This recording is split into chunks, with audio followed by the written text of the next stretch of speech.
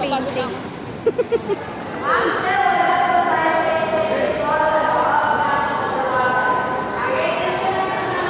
Doon na, tingin-tingin tayo ng mga painting.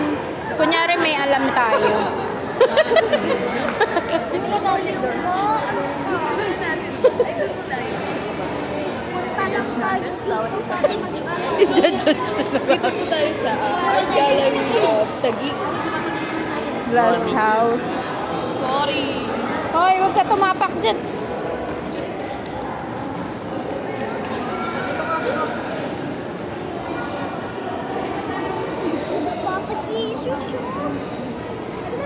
First, we have Jesus portrait.